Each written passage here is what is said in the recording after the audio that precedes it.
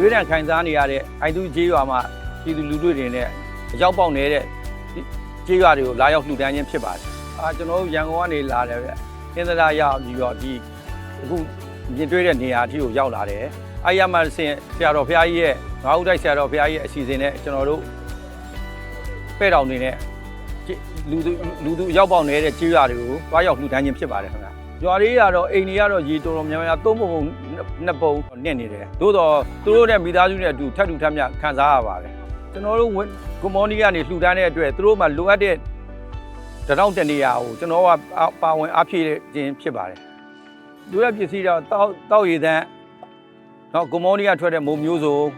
စေဝါတော့ဓာတ်စားရည်ခေါက်ဆွဲကြောက်စပ်ပြာတို့ချင်းသေးကွေစေဝါတွေအစအကုန်လုံးပြည့်စုံလာရောက်လှူဒန်းခြင်းဖြစ်ပါတယ်အခုလိုရေပေးတံခံနေရတဲ့ပြည်သူလူထုတွေကိုလည်းအားတင်ထားကြဖို့ပေါ့နော်ကျွန်တော်တို့ကွန်မော်နီစိတ်ရုံရဲ့အဲ့ဒါမဲ့မိဆိုင်ဝင်ထမ်းနေရတယ်တန်းနိုင်တလောက်ဒေါင်းတအားတင်နေရအနေရောလာရောက်အားဖြည့်ပေးခြင်းဖြစ်ပါတယ်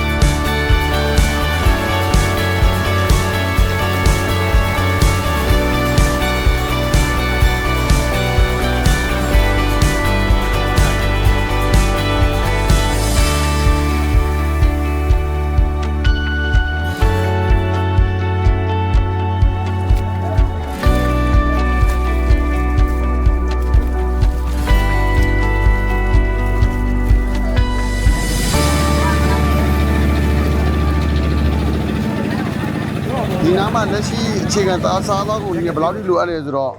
ဒီနီးနားမှာရွာပေါင်း30လောက်ရှိတယ်ပြန်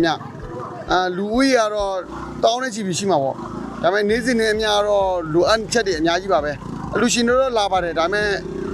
လာတဲ့အလူရှင်နဲ့ကျိုးကလည်းလမ်းမသိလို့သွားတဲ့နေရာနဲ့မတူတာတွေရှိနေတဲ့အတွက်ဒီနေရာမှာတော့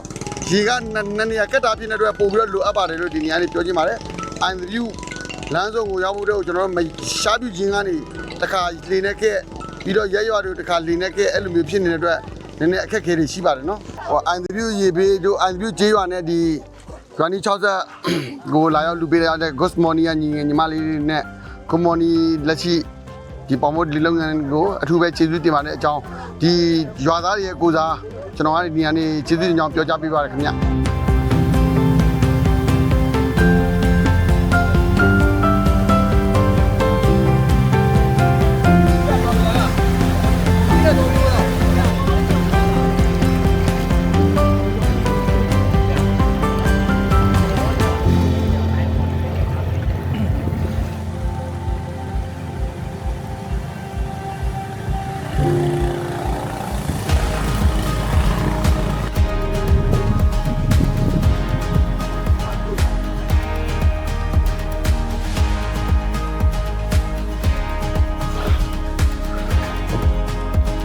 ဟုတ်ပါမှာရပါရပဲ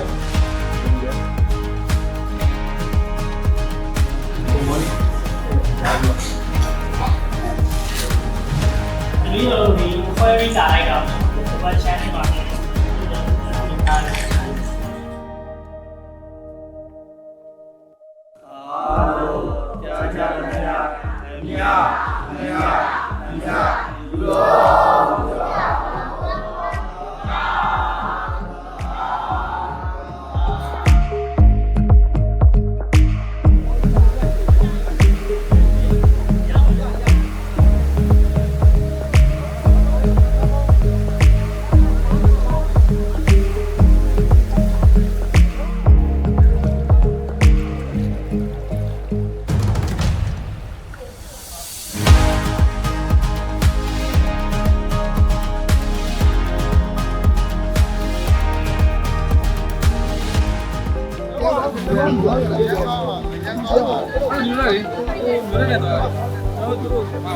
ရေစီးတဲ့နေကိုကျွန်တော်တို့လိုက်ပါတော့ကျွန်တော်ကျေးဇူးတင်ပါတယ်